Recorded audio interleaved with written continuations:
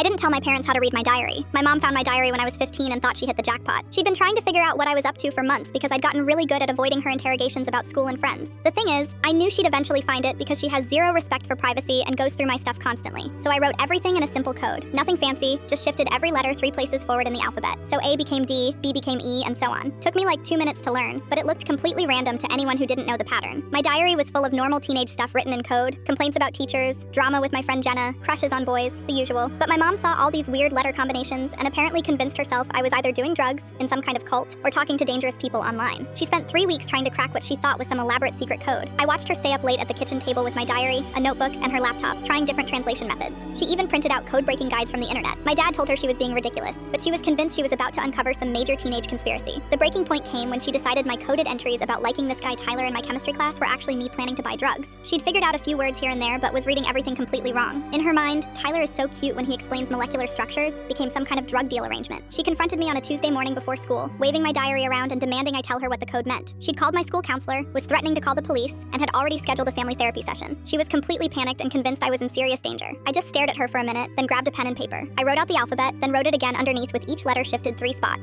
Showed her how D meant A, E meant B, and so on. Then I decoded one of her drug deal entries right in front of her. Vibohu LVVR FXWH Zeko KH Hasolkvi Prof Sodu Viux Foxuv became Tyler is so cute when he explains molecular structures. Her face went through about 5 different emotions in 10 seconds. First confusion, then understanding, then embarrassment, then anger, then this weird defeated look. She'd spent weeks losing sleep over my crush on a boy who was good at chemistry. The worst part for her was that she'd already called my Aunt Linda and my grandma asking for advice about my secret coded communications with dangerous strangers. She'd worked herself up so much that she'd gotten the whole family worried about me. My dad, who'd been watching this whole thing unfold from the doorway, just started laughing. Not mean laughing, but that kind of tired laughter when something ridiculous finally makes sense. He'd been telling my mom for weeks that I was probably just writing normal teenage stuff and she was overthinking it. My mom tried to get mad at me for deliberately deceiving her, but honestly, what did she expect? She goes through my room constantly, reads my texts when I leave my phone around, and asks my friends' parents about what we do when we hang out. I needed some kind of privacy, and a simple letter substitution wasn't exactly CIA-level encryption. The really awkward part was when she had to call everyone back and explain that there was no crisis. She had to tell my Aunt Linda that my coded messages about dangerous activities were actually just me writing about how Tyler had nice eyes and helped me with homework. My grandma, who'd been praying for my safety for 2 weeks, was not thrilled about the false alarm. My school counselor, Mrs. Peterson, called me down to her office later that week to check in. My mom had told her I was using secret codes to hide dangerous behavior, so she wanted to make sure everything was okay. When I explained what actually happened, she just sighed and said she'd seen parents do much stranger things trying to monitor their kids. The family therapy session my mom had scheduled still happened, which was probably good because we needed to talk about boundaries. The therapist basically told my mom that going through my private stuff constantly was pushing me to be more secretive, not less. She explained that if my mom wanted me to be honest with her, she needed to give me some space to be a teenager. My mom didn't love hearing that, but my dad backed up the therapist. He pointed out that in all her searching through my stuff over the years, she'd never actually found anything concerning. I was a pretty boring kid who did my homework, hung out with the same 3 friends, and had normal teenage problems.